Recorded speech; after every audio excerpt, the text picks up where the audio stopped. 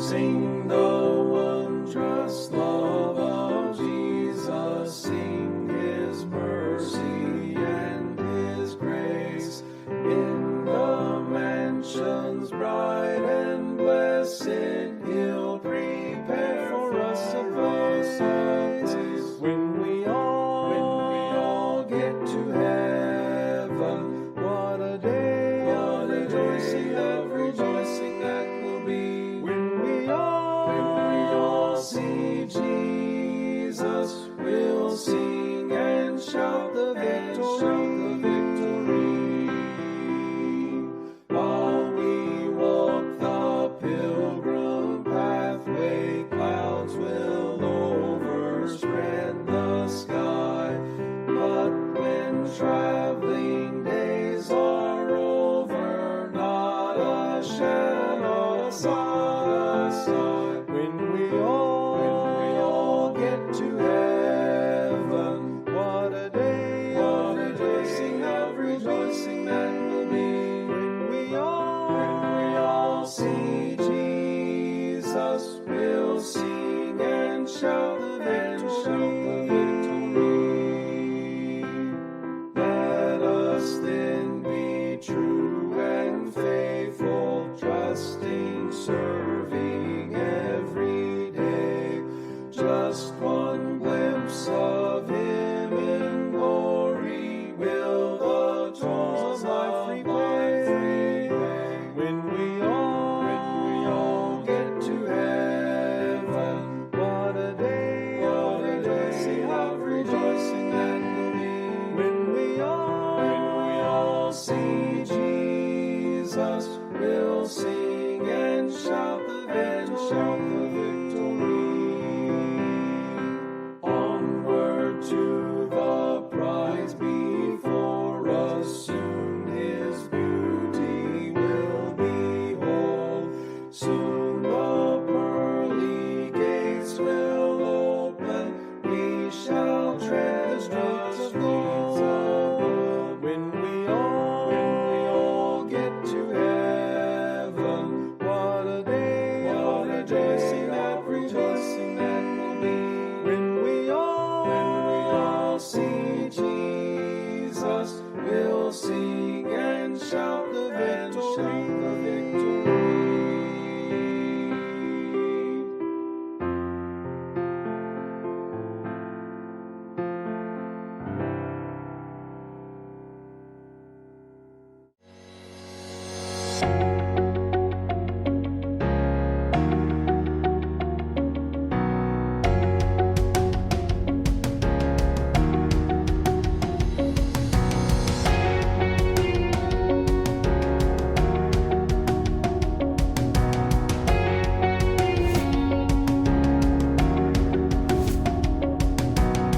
Ang tanging gusto ng Panginoon, isurrender natin lahat. Isuko natin sa Kanya lahat. Itaas natin sa Kanya lahat.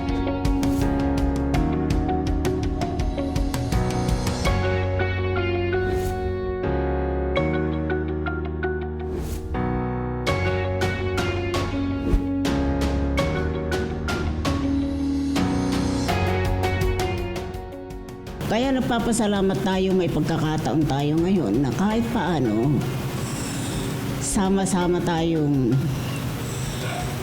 nagpupuri at nagpapasalamat sa Panginoon sa araw na ito. Salamat sa buhay ng bawat isa.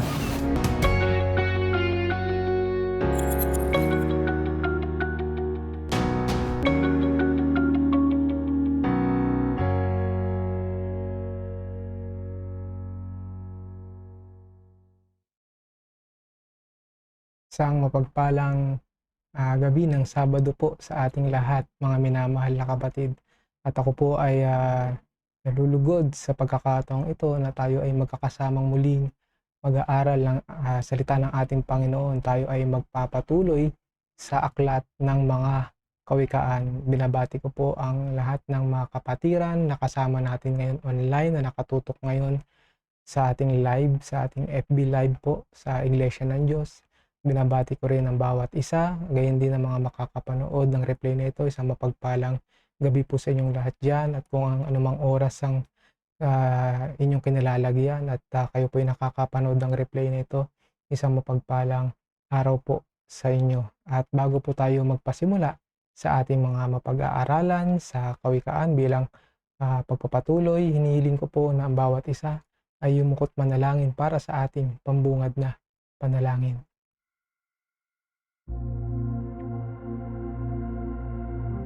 Dakilang Panginoon na nasa langit, amang banal na makapangyarihan, Diyos naming buhay, may-ari ng aming mga hiram na buhay. Salamat Panginoon sa pagkakataong ito na iyong pinagkaloob sa amin, na kami mga anak mo ay iyong pinagkatipon sa oras na ito upang pagbulay-bulayan ng iyong mga dakilang salita. Dalangin namin Panginoon na kasihan mo ang bawat isa ng iyong karunungan at kaalaman upang matanto namin Panginoon ang iyong mga nais ipahayag sa amin ngayong gabi at sa mga darating pang araw. Dalangin namin Panginoon na lahat ng aming matututunan, lahat ng iyong mga salita na aming mababasa ay maiwan sa aming kaisipan at higit sa lahat sa aming puso upang ang mga ito ay maisagawa namin sa aming araw-araw na pamumuhay. Itong aklat ng kawikaan Panginoon ay isang tunay na napakagandang aklat na iyong pinagkaloob sa amin, na ito ay nagpapakita ng mga turo mo, mga aral mo, mga praktikal na mga instructions na dapat namin gawin habang kami ay naririto sa sanglibutan. Dalangin namin na basbasan mo Panginoon ang bawat isa ng mga anak mo. Patuloy mong hipuin at palakasin ang aming mga panlupang katawan, kaming mga nagkakasakit Panginoon, mga nasa banig ng karamdaman, ang bawat isa, mga kapatiran namin, mga mahal namin sa buhay, mga kamag-anak namin Panginoon.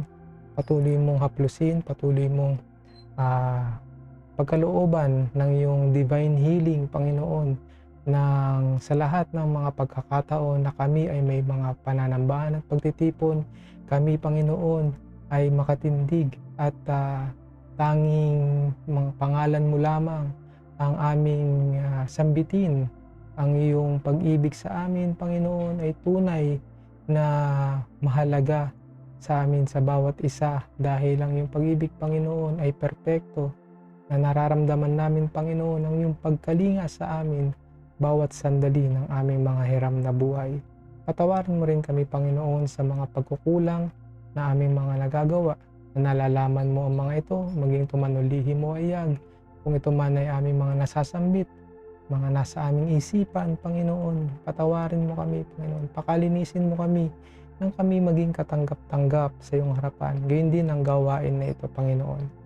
Muli, maraming salamat sa lahat ng iyong pagpapala sa aming mga nakakain, sa aming mga natitirahan, sa mga damit na aming naisusuot Panginoon. Maraming salamat. Ikaw Panginoon ang siyang nagpo-provide ng lahat ng aming mga pangangailangan physically. Bagkus dito Panginoon, pagkalooban mo kami ng malakas, matibay, karagdagang pananampalataya sa aming buhay nang kami mapuspos ng iyong Espiritu. Muli Panginoon, ang lahat ito ay dinadalangin namin sa matamis na pangalan ng iyong bugtong na anak at aming tagapagligtas na si Jesucristo at ng banal na Espiritu Santo. Amen.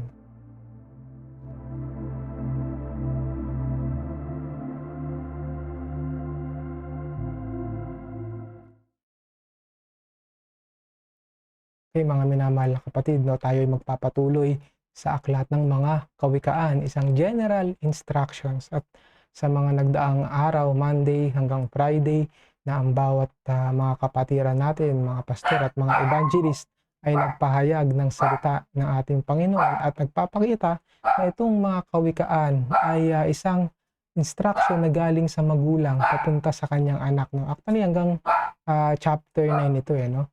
But kung titignan natin muli ang overview ng ating pinag-aaralan sa kawikaan, makikita natin na ang background setting nito ay isang general wisdom. Tandaan natin, yan ay literature, isang malalim na pagkakasulat ni Haring Salomon na nagbibigay ng turo para sa ating pamumuhay dito sa sanglibutan. At sa pangalawa, siya ay nagbibigay din ng insight o yung mga aral at kwento sa loob ng royal court o ng kaharian, no?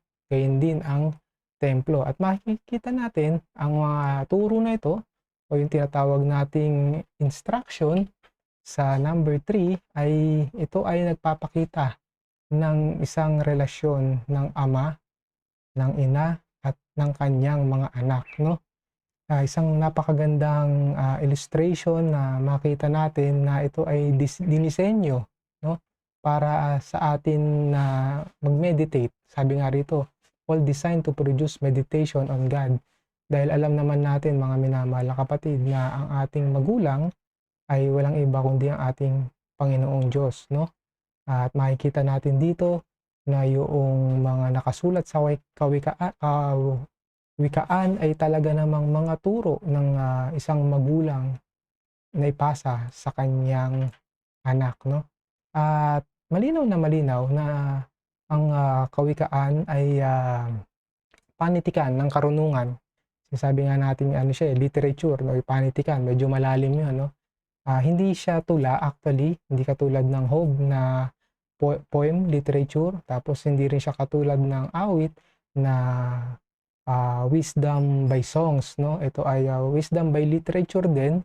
May mga konting tula na makikita natin but not in a general form dahil alam naman natin si Haring Solomon ay anak ni Haring David na manunulat ng awit, no? At itong mga naisulat ni Haring Solomon ay general wisdom na literature o yung tinatawag nating panitikan ng karunungan, no? Sa likas na katangian kung minsan ay mahirap maunawaan. Yan po ang totoo, no? Ang isang bagong Kristiyano pag binasa niya ang kawikaan, pag lumundag siya, minsan may hirapan siyang intindihin, no? Sa matagal na Kristiyano, madali niya nang ma-adapt kasi makukuha niya o nalaman niya na yung background setting nito sa Old Testament, eh. Tandaan natin, way back Genesis hanggang sa buhay ni Haring Solomon, lahat ng mga aral niya sa buhay at wisdom at karunungan na galing sa Panginoon ay dito niya nailat hala. Yan. Kaya may konting kahirapan pero sa tulong ng Panginoon, hindi siya mahirap intindihin, no? Sabi nga dito, ang panitikan ng karunungan ay bahagi ng kabuuan ng katotohanan ng lumang tipan. So yan yung isa pang karagdagan ng ating background setting na pinag-aaralan ngayon, no? Meron pa ritong nakasulat yung mga priest, no? Yung mga, sabihin natin sa Tagalog, pari, yan yung priest.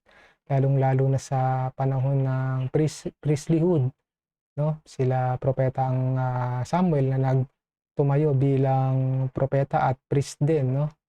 Ay nagbibigay ng batas, no? At yung propeta ay nagbibigay din ng salita mula sa Panginoon. So tandaan natin, yung priest may batas, yung propeta nagbibigay ng salita galing sa ating Panginoon. So kabuuan itong kawikaan ay isang nagbibigay ng matalinong payo. Yan ang pinakamaganda, no? Basahin na lang natin sa Jeremiah chapter 18 verse 18 tsaka Ezekiel chapter 7 verse 26. Buksan nyo na lang sa inyong mga banal na kasulatan na itong kawikaan na ito ay nagbibigay talaga ng matalinong payo. Yun naman yung gusto natin, di ba? Yung wise, yung wisdom. Kaya yung matalino, yung wise, doon nakuha yung pinaka root word, no? Yung wise, no? Yung wisdom na galing sa ating Panginoon. Na itong kawikaan na to, alam na natin si Haring Solomon ang nagbigay ng kaunawaan, no? At ito ay applicable sa buhay natin na magulo o yung buhol-buhol, yung mga issue natin sa buhay na hindi direktang nababanggit sa batas sa 10 utos, sa batas sa Leviticus, yung mga pinagbabawal. May uniqueness itong kawikaan, no? Mayroon tong mga direktang batas na binanggit na dapat nating sundin habang tayo ay nabubuhay sa sanlibutan nito. Ito ay applicable sa atin, no? At may mga bagay na sabi ko nga nung nakaraang Sabado, hindi siya totally, no, ma-apply natin dahil depende pa rin sa kalooban ng Panginoon. But ang pinaka-importante ay sundin natin at gawin ito, no? Sabi ko nga, maraming mamimiloso po rito na mga tao o Kristiyano nasasabi nila na hindi ito nauukol sa buhay nila. For example, payo ng magulang. Paano kung wala na siyang magulang, no? Tandaan natin, kasama rin dito sa kawikaan yung paggalang sa mga matatanda. Actually, nasa 10 utos din siya, no? Igalang mo yung ama't ina, yung magulang, no? at irespeto rin yung mga elder, lalo na yung mga nasa iglesia, yung mga matatanda na sa iglesia, yun din sa pamilya, di ba? Kung wala ka ng magulang, nandiyan naman ang tiyo, tiya, at iba pang mga mas matanda na dapat pagbigyan o ipagkalooban ng respeto na nauukol, at yan ay pagsunod sa salita ng ating Panginoon, no? Tandaan natin, bagaman itong kawikaan ay praktikal, no? Kawikaan na hindi mababaw o panlabas dahil naglalaman ito ng moral at etikal. Yan, tandaan natin, naglalaman to ng moral at etikal na mga elemento na nagbibigay diin sa matuwid na pamumuhay na nagmumula sa isang tamang kaugnayan sa Diyos. Yung nagpahayag ng Kawikaan chapter 4 verse 1 to 4, iyon, si Haring Salomon iniugnay niya yung 3 henerasyon, no, na habang ipinagkatiwala niya sa kanyang anak na si Rehoboam. Alam natin, anak ni Haring Salomon si Rehoboam na naghari sa Juda, no, at nahati na nga yung Israel after ni Haring Salomon, di ba? Na natutunan ni Rehoboam sa paanan ng kanyang lolo, si Haring David, at sa kanyang ama na si Salomon, no, na itong mga kawikaan ay truly nagbibigay ng kaliwanagan. Ito yung naipamana rin ni Haring Salomon sa anak niya. But unfortunately, alam naman natin ang istorya ni Rehoboam bilang anak, hindi niya tinanggap, hindi niya pinakinggan. Kaya ang payo ng kawikaan, lalong-lalo na sa mga anak, ay sundin ng kanilang mga magulang. At itong chapter 7 na mapag-aaralan natin ay isang mensahe at instruction, kautusan na naisipagkaloob ng tatay doon sa kanyang anak, no? Ang mga kawikaan ay parehong huwaran, tandaan natin, para sa magiliw na pagbibigay ng katotohanan mula sa henerasyon noon hanggang sa ngayon, no? Isang malawak na mapagkukunan natin ng talino para sa nilalaman ng katotohanan ang may pagkakaloob nitong kawikaan, no? Tandaan natin, bilang pagtatapos nitong intro na ito, no, ang kawikaan ay naglalaman ng prinsipyo. It's a principle, mga minamahal na kapatid, at isang aplikasyon, no? Talagang kailangan i-apply natin to sa ating buhay, no? Itong mga kasulatan na ito, itong proverbs na ito, itong mga kawikaan na ito ay naglalarawan ng makadiyos na pag-uugali, yung karakter na nandito sa Biblia na makikita natin, no? Gayun din sa mga karakter sa Bible na isinuot, ibinihis ang kawikaan. Higit dito ang ating Panginoong Hesukristo na ipinakita kung paano sundin itong mga kawikaan. Diba? Napakaganda, no? Tandaan natin, ang Proverbs o ang mga kawikaan ay isang prinsipyo. Kaya tayo mga Kristiyano, ito ang principle natin sa buhay natin, ang kawikaan na ito, no? Sundin natin ito dahil ito ay aplikasyon, no, na nagpapakita at naglalarawan ng isang makadiyos na Kristiyano. Tandaan natin, may mga Kristiyano na hindi makadiyos, Kristiyano lang by name. Pero kung ibibihis natin, meaning gagawin natin ang mga kawikaan na ito, pinapakita natin yung magandang karakter natin sa ating Panginoong Diyos. At tayo ay magsimula na, mga minamahal na kapatid, basahin natin ang Kawikaan chapter 7 verse 1. Sabi rito, "Anak ko, ingatan mo ang aking mga salita at impukin mo sa iyo ang aking mga utos." Malinaw na malinaw, ingatan natin, no? Pag may mga bagay ka na hiniheld o yung pinangahawakan mo sa buhay mo ngayon, no? Bagay man yan na pinaka-importante, iniingatan mo yan, ayaw mong masira. Sabi natin, cellphone, sapatos, damit na magara, at kung ano-ano pa man, no? Nandun yung pag-iingat mo. Gayon din ang sabi ng isang ama sa kanyang anak, no? Na ang payo, ang utos na ito, ang salita na to, ay iyong ingatan, no? O impukin. Impukin mo sa iyo ang aking mga utos. Sabi pa sa verse 2, ingatan mo ang aking mga utos at mabuhay ka, at ang aking kautusan na parang itim ng iyong mata. Itali mo sa iyong mga daliri, ikintal mo sa iyong puso. Yan. Sabi sa verse 2, parang itim ng iyong mata, no? Kasi yan yung pinakasentro ng mata natin, di ba? Yung black, no? ilagay natin ang kawikaan na sentro ng ating buhay. Sa araw-araw 'no, maiisipan natin magbukas tayo ng, Biblia, magbasa tayo ng mga utos sa kawikaan. 'Yan yung ipamuhay natin araw-araw. 'Yan yung nagpapakita na ginagawa nating sentro siya sa ating pamumuhay. Itali mo sa iyong mga daliri, ikintal mo sa iyong puso. Sabi sa verse 4, sabihin mo sa karunungan, ikaw ay aking kapatid na babae at tawagin mong iyong kamag-anak na babae ang unawa. Sabi sa verse 5, upang kanilang maingatan ka sa babaeng masama, sa babaeng di kilala na nagtatabil ng kanyang mga salita. Yan. So, dito, iwasan or mayroong sinabi rito na mag-ingat, ingatan ka sa babaeng masama. Kamakailan si Pastor Daniel no, nagpahayag din ng kawikaan at majority doon, general instruction doon ay yung kung paano ka maghanap ng babae o mapapangasawa, yung hindi nagtataksil, hindi nagsasalita ng masama. Yun ay general instruction yun mga minamahal na kapatid at may dunong doon at yun yung dapat nating gawin. However, meron ding mga exemption, no? Nangyayari yan. Merong isang Kristiyano na nakapangasawa siya talaga ng sabihin natin prostitute at sa tulong ng Panginoon nabago yun, no? At namuhay ng matiwasay ang mag-asawang yun. Nangyayari yun. Yun ay sinasabi natin may gabay ng Panginoon at may ibang sitwasyon. Pero hindi natin pwedeng sabihin, pwede naman pala yun eh. No. Tandaan natin, pag general instruction, ito yung dapat natin gawin. Para mas maging malinaw, ganito, no? Alam naman natin, si Manny Pacquiao, no? Si Senator Manny Pacquiao, hindi nagtapos ng kurso noon, no? Siya ay tanyag na boksingero, no? Bagamat ngayon, nakatapos siya ng mga kurso niya ngayon, no? Pero makikita natin noon nung hindi pa siya nag-aaral, nung siya ay sikat na boksingero, siya ay talagang kumikita ng malaki, no? Sabihin natin yumaman talaga ng lubos at nagbigay ng magandang pamumuhay pagdating sa pinansyal na suporta sa kanyang pamilya. At makikita natin mga minamahal na kapatid, marami nagsasabi hindi naman kailangan mag-aral para maging mayaman dahil kasi Manny Pacquiao nga hindi nakatapos pero di ba?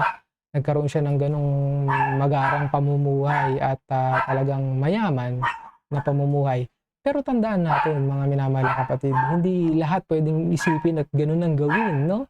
Dahil may exemption minsan sa mga ganung sitwasyon ng buhay na pinagkakalooban ng Panginoon, no? Ng exceptional na pagpapala.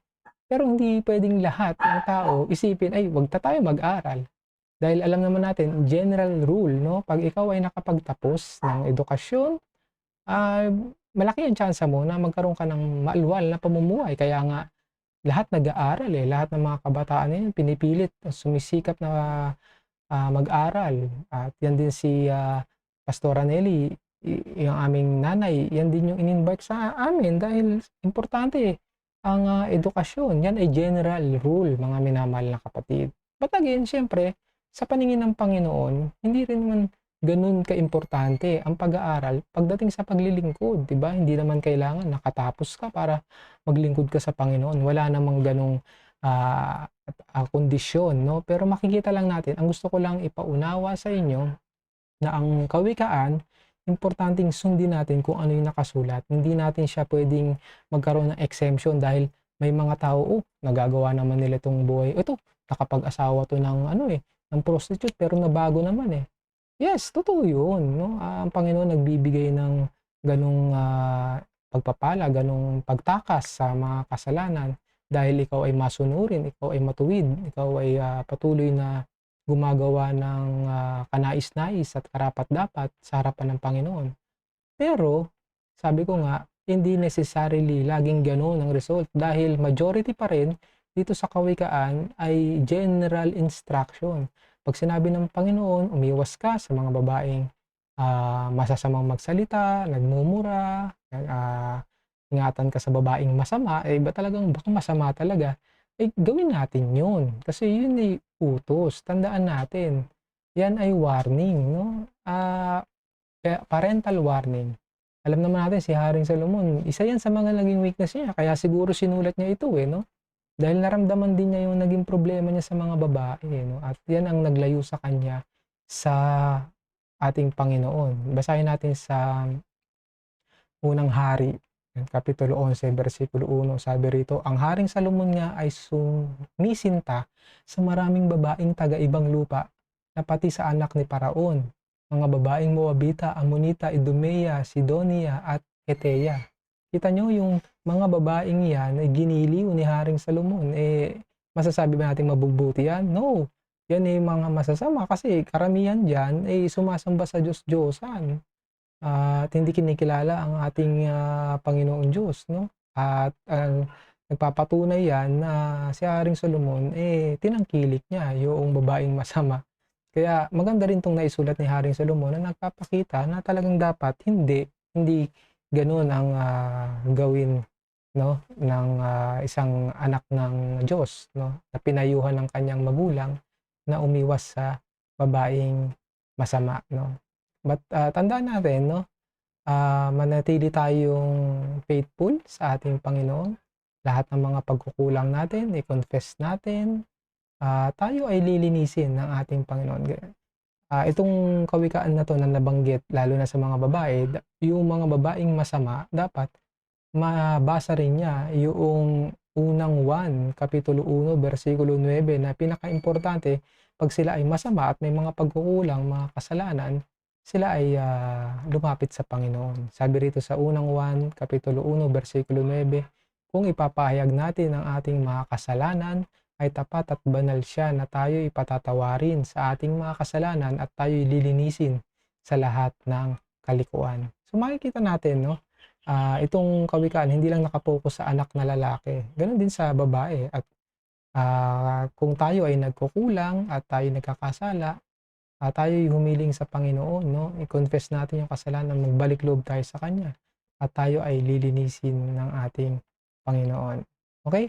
So, yung susunod na verse sa 6 ng chapter 7, ito ay patungkol sa temptasyon. Basahin natin. Sapagkat sa dungawa ng aking bahay, tumitingin ako sa aking solehiya.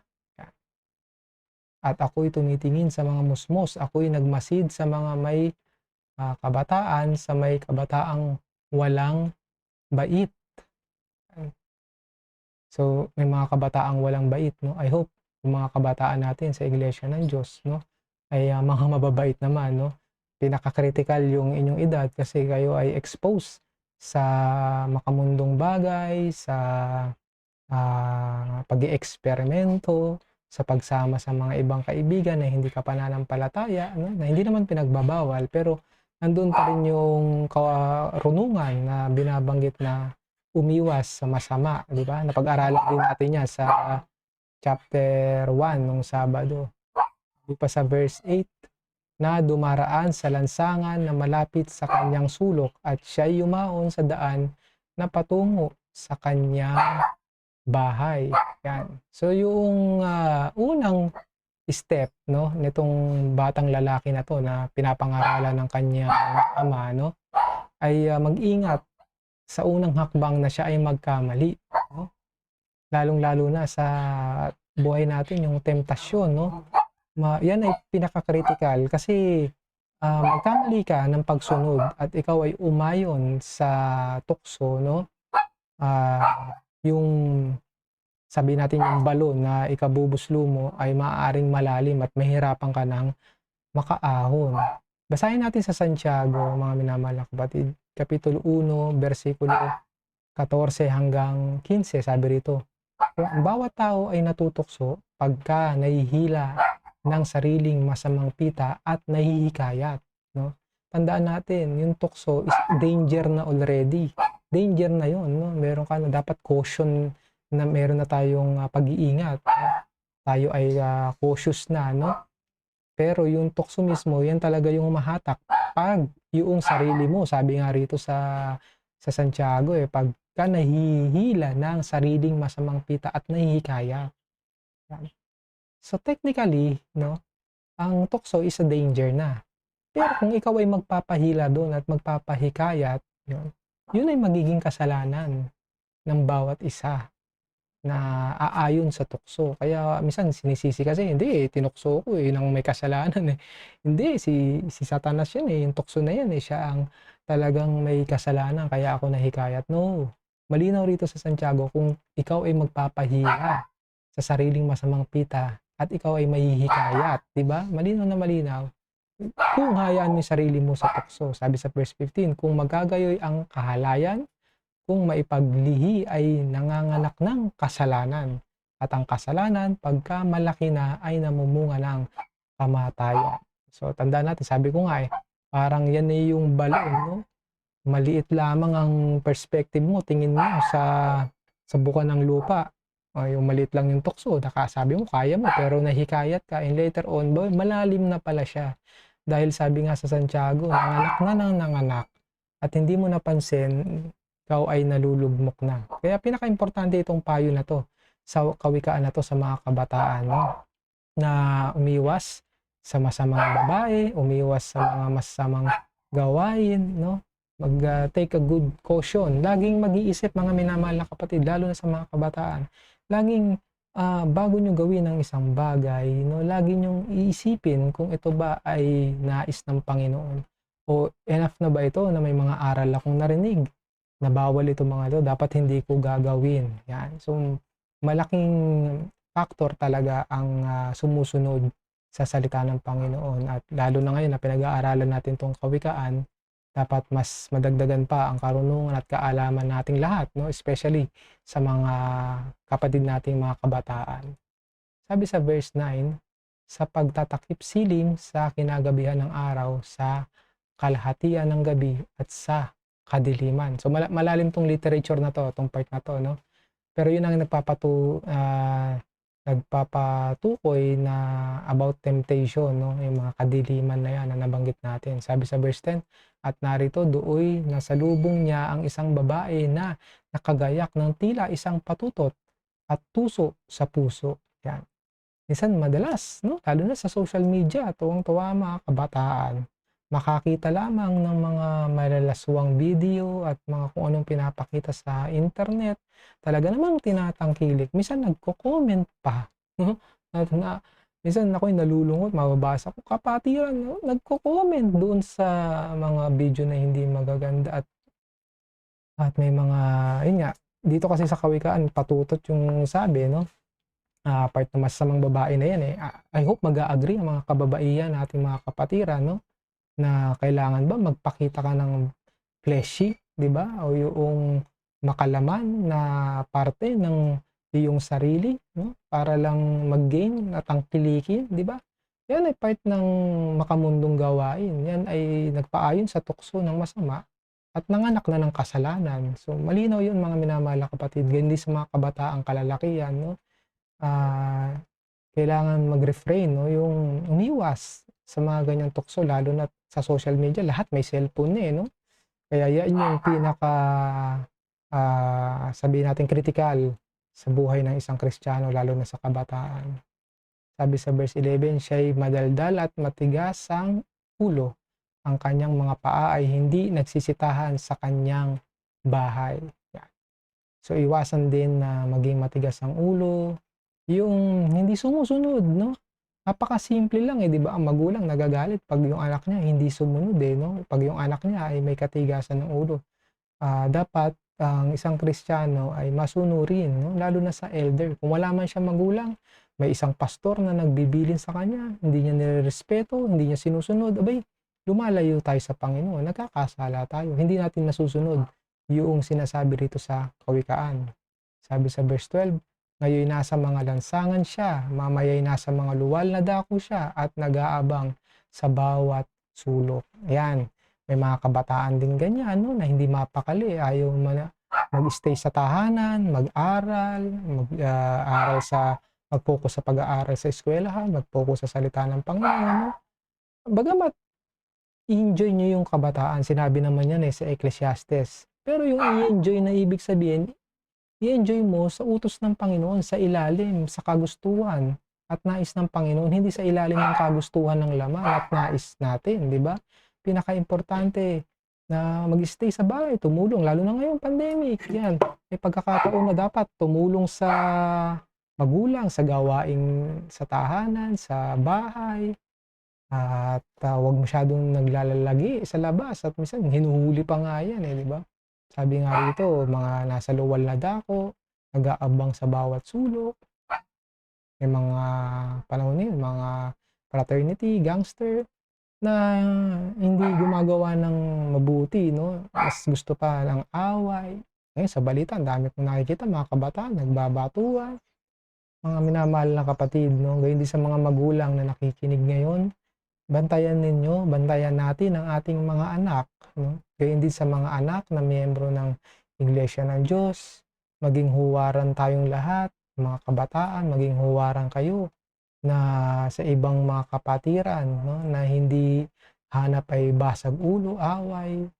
Hanapin natin yung magpapabuti ng ating pananampalataya. Sabi sa verse 13, sa gayoy nawa, hinahawakan niya siya at hinahagkan siya at may mukhang walang hiya na nagsasabi siya sa kaniya. Sabi sa 14, mga hain na mga handog tungkol sa kapayapaan ay sa akin. Sa araw na ito ay tinupad ko ang aking mga panata. Yan, may mga peace offering. Sabi sa English, I have peace offerings with me today. I have paid my vows. Yan.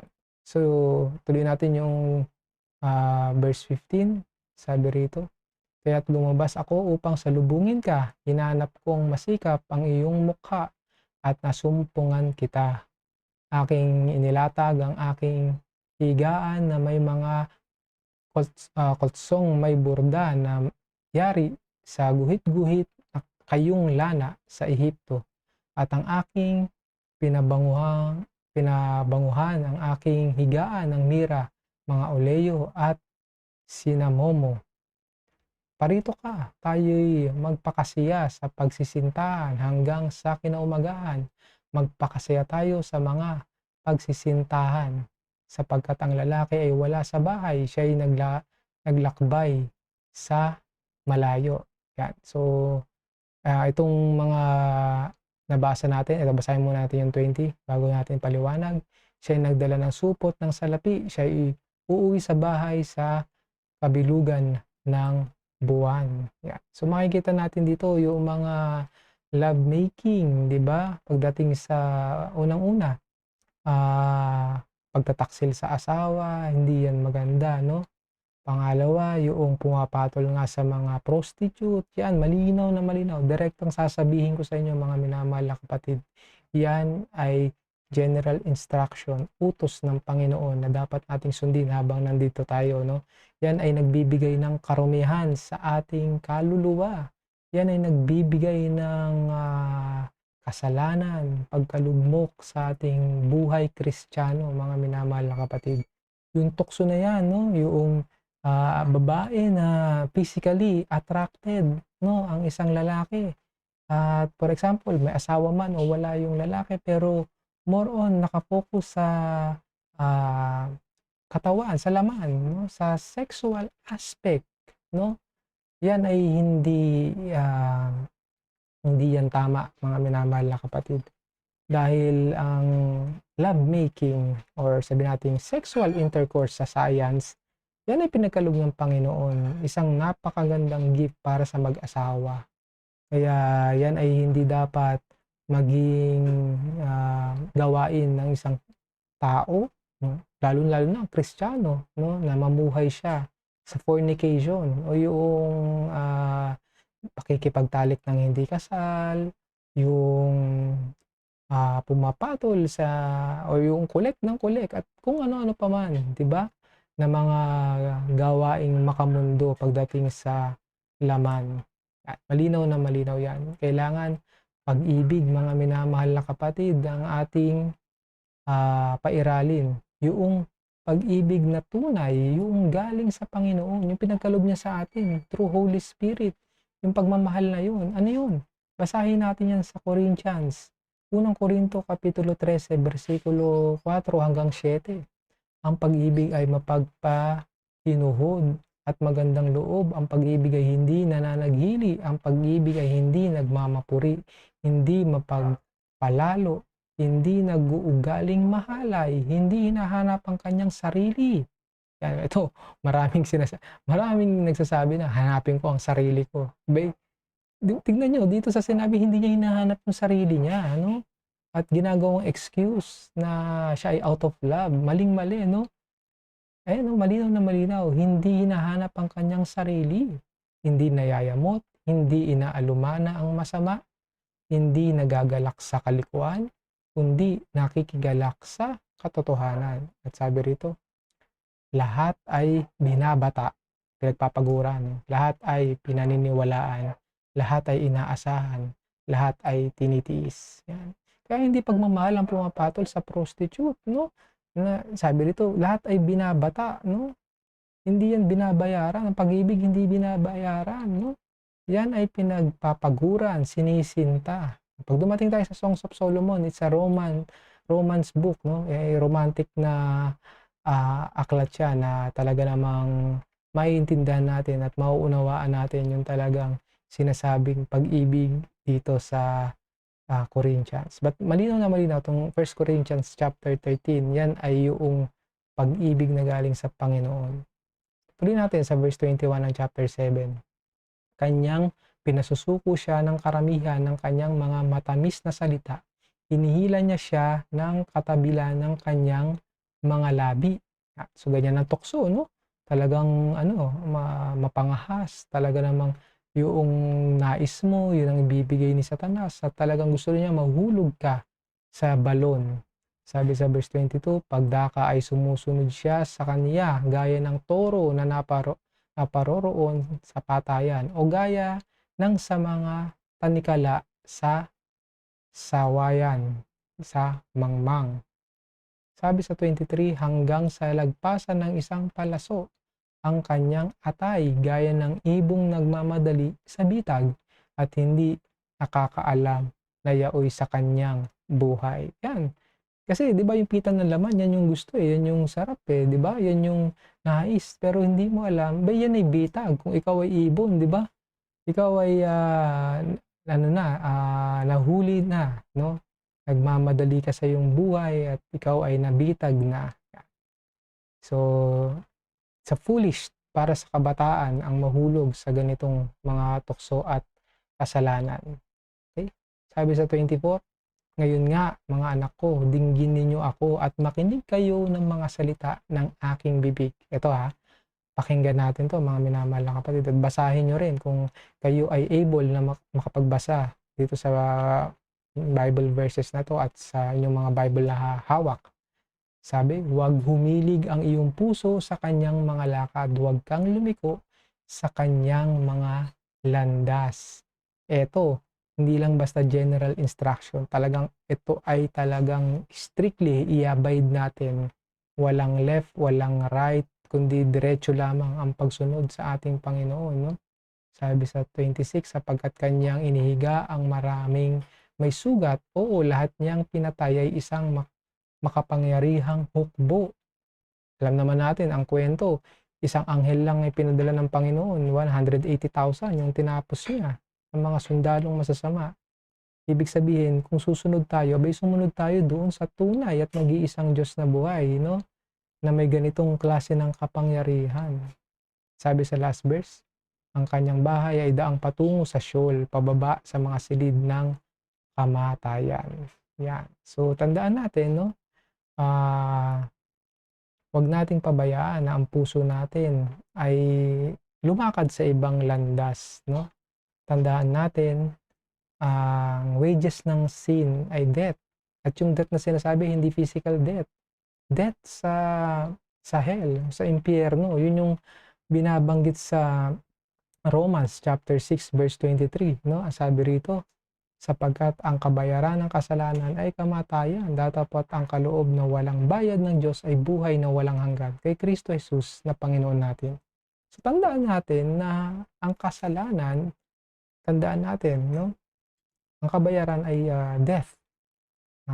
Bagamat lahat tayo mamamatay physically, pero ang sinasabi ng Roman rito, yung kamatayan sa impyerno, yung habang buhay kang nasasaktan, habang buhay kang niluluto sa asupre, sa ikalawang kamatayan na talagang pasakit, 'no? So, 'wag tayo doon, 'no? Doon tayo sa nagbibigay ng buhay, sabi nga rito, sa ating Panginoong Hesukristo. Sabi pa sa Romans chapter 6 verse 8 hanggang 11, datapwat kung tayo'y nangamatay na kalakip ni Kristo ay naniniwala tayo na mga bubuhay naman tayong kalakip niya. Yan, ito ay isang pag-asa, no? Na mamatay man tayo physically, alam natin na bubuhayin tayo ng ating Panginoon kasi ginawa yan ng ating Panginoon sa kanyang bugtong na anak, no? Sabi sa verse 9, na nalalaman nating si Kristo na nabuhay na maguli sa mga patay ay hindi na namamatay. Ang kamatayan ay hindi nagahari sa kanya, sapagkat ang kamatayan na ikinamatay niya ay kanya ikinamatay na minsan sa kasalanan. So, hindi kasalanan ng Panginoon, kundi kasalanan nating lahat. Kaya yun yung wages, no, na siyang naging kabayaran. Datapot ang buhay na kanyang ikinabubuhay ay kanyang ikinabubuhay sa Diyos. Gayon din naman kayo.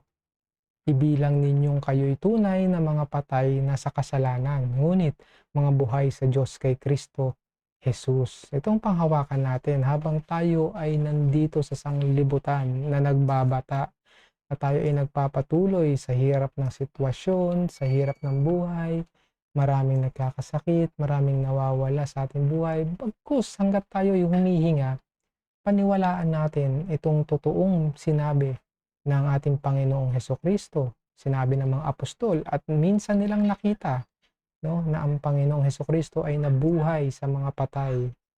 Minsan siyang nagbigay ng kanyang buhay para sa ating lahat sa kasalanan, no? Kaya huwag nating kakalimutan yung ginawa ng ating Panginoong Hesukristo. Kaya kung tayo sa kasalanan ay meron ngayon na nabubuhay, yan ay kalimutan natin, tanggihan natin, no? Itong mga binabanggit sa kawikaan na pinag-aaralan natin, sundin natin, mga minamahal na kapatid. Tayo'y lumakad sa kautusan. Ito ay aral, wisdom, karunungan. No? Tayo'y pinapatalino. At alam naman natin na ang banal na espiritu ay nananahan sa atin. Kaya paganahin natin ito sa pamamagitan ng nananatili tayo sa Panginoon ng may takot. No? Nananatili tayo sa Kanya ng may paggalang at pagsunod sa kanyang kautusan. Basahin natin yung nasa Galatia, Kapitulo 5, versikulo 19. Sabi rito, sinabi ko nga, magsilakad kayo ayon sa Espiritu at hindi ninyo gagawin ang mga pita ng laman. Sa pinakahuling verse, tandaan natin, sa Santiago, Kapitulo 5, versikulo 16, mangagpahayagan nga kayo sa isa't isa ng inyong mga kasalanan at ipinanalangin ng isa't isa ang iba upang kayo'y magsigaling. Malaki ang nagagawa ng maningas na panalangin ng taong matuwid. Yan. Kaya tignan natin kung yung panalangin natin ay hindi rin basta dinidinig.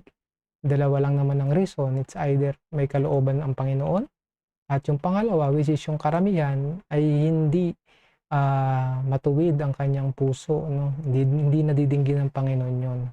Kaya tandaan natin, tayo ay pagpatuloy na magpalakas ang mga minamahal na kapatid. And that's all for Proverbs chapter 7, na kung saan a general instruction ng isang ama sa kanyang anak na ito'y kabataan, no? Na iwasan ang pita ng laman, lumayo sa temptation, sa tukso. Yan ay aral hindi lamang noon sa panahon ni Haring Salomon na sa anak niyang si Rehoboam. Yan din ay aral sa atin sa mga sandaling ito at sa mga darating pang henerasyon ng ating buhay at gayon din ng mga anak natin. Kaya ipapasa natin itong mga magagandang aral na ito. Maraming salamat sa inyo mga minamahal na kapatid sa pagtutok at magpatuloy lang tayo na magsaliksik at magbasa ng mga salita ng ating Panginoon sa Biblia at patuloy lang natin pag-aralan itong aklat ng kawikaan, mga kawikaan, isang napakagandang general instruction. Bukod sa tayo ay makakatagpo ng karunungan at kaalaman, ito ay kailangan din nating mai-apply sa ating buhay at sasamahan tayo ng ating Panginoon. Sa tulong ng ating Panginoon walang imposible at bibigyan ng bawat isa ng Panginoon ng trabaho na tayo ay magpalakasan sa mga ganitong gawain, mag-share ng mga nalalaman, mag-share ng mga eksperyensya, at higit sa lahat, i-share natin ang salita ng ating Panginoon. So bilang pagtatapos, hinihiling ko po na ang bawat isa ay yumukot manalangin, samahan akong manalangin sa gabing ito.